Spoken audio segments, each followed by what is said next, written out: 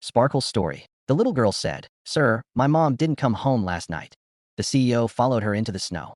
With an emotional hook and smooth pacing suitable for a 15-minute video, the first snow of winter had just begun to fall when the office door creaked open. Ethan Gray, the youngest CEO in the city, ruthless, feared, respected, barely lifted his eyes from the contract he was signing. Employees knew better than to disturb him. But then a small, trembling voice whispered, "Sir, my mom didn't come home last night." Ethan froze. Standing in the doorway was a little girl, no older than 7, wearing a thin pink jacket dusted with snowflakes. Her cheeks were red from the cold, her shoes wet, and her eyes, big, brown, and terrified, locked onto his. No one dared to breathe. "Who let a child in here?" Ethan snapped, but the moment his voice echoed, guilt pricked him. The girl didn't even flinch. She just hugged the straps of her tiny backpack and whispered again, "Please, they said you're the boss. They said you could help." The room fell silent.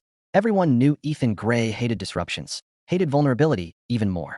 But something in that little girl's voice cracked the walls he'd spent years building that he stood up slowly. "What's your name?" "Amy," she whispered. "My mom works here. Miss Lila. She didn't come home last night. I waited, but she never came." A wave of stunned murmurs filled the room. Lila, the shy new hire from accounting? She'd quietly joined the company 2 months ago, soft-spoken, hardworking, and constantly bullied by senior staff who thought she was weak and replaceable. Ethan remembered overhearing complaints, snickering, people mocking her cheap shoes and old cell phone. But he never stepped in. He didn't involve himself in small matters. Now it didn't feel small at all. Amy's lips trembled. "I walked here, by myself, because I didn't know what else to do. That did it." Ethan grabbed his coat. "Show me the way." The search in the SNOW outside. Snowflakes swirled like tiny white ghosts. Amy held Ethan's sleeve as they walked, her small steps struggling to keep up. He had offered to carry her, but she insisted she could walk. "My mom says we should be strong," she said quietly. "How long has she been missing?" "Since last night. She never leaves without telling me. Never ever." "Did you tell anyone at home?" Amy looked down. "There's no one else, just us." Ethan felt a strange pressure in his chest. Loneliness, something he knew too well. They walked through narrow, dim streets, heading toward a rundown apartment building. Garbage bins were pushed against frozen walls, stray cats hiding beneath them. "This is where you live?" Ethan asked, stunned. Amy nodded. Inside the tiny apartment, cold air bit at their faces. A single lamp flickered. A half-cooked meal sat on the kitchen counter, now cold and untouched. A coat, Lila's coat, hung by the door, meaning she had left in a hurry, unprepared for the snow. Amy pointed to the table. "She left this note for me, but I can't read big words." Ethan lifted the paper and felt his stomach twist. "I'm going back to the office. Someone threatened to ruin everything. I have to fix it." "Threatened? Who?" Suddenly Amy tugged on his hand. "Mom always cries after phone calls from work. She says some people there are cruel." Ethan's jaw tightened.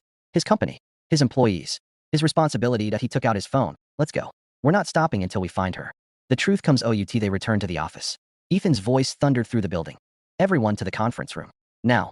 Employees rushed in, whispering nervously. Amy stood beside Ethan like a tiny warrior, her presence making every bully shift uncomfortably. "Where's Lila?" Ethan demanded. "She was threatened last night." "Who spoke to her?" "Answer me." 3 senior employees, Marcus, Jenna, and Tori, grew pale. They exchanged quick, guilty glances. Jenna finally muttered, We were just trying to teach her her place." "Teach her?" Ethan's voice was ice. "By threatening to fire her, mocking her, destroying her files so she'd get blamed."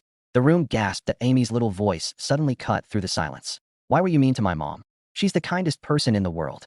Jenna broke first. "We didn't mean for anything bad to happen. We thought she was overreacting." Ethan slammed his palm on the table. "She's missing. Missing because of you."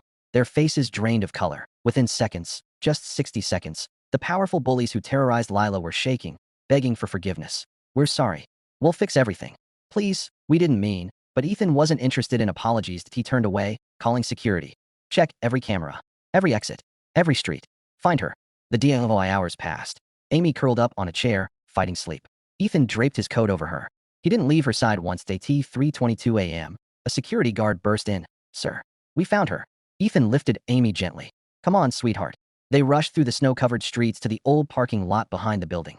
There, under a staircase, half buried in snow, was Lila, unconscious, trembling, and barely able to breathe. She had slipped, hit her head, and fainted. "Mom!" Amy screamed, running into her arms. Lila blinked weakly, tears mixing with snow. "Amy, I'm so sorry. I didn't mean to leave you alone." Ethan wrapped his coat around her. "You're safe now. No one will ever hurt you again. I promise." Healing and Juice. Lila recovered in the hospital. Amy never left her side. And Ethan, who never had time for anyone, visited every day, bringing warm meals and silent comfort. He fired every bully who had tormented Lila in their place, He started a workplace protection policy stronger than any company in the city. When Lila returned to work, employees greeted her with respect, not fear, but admiration. As for Amy, she never walked to the office alone again. She had a protector now.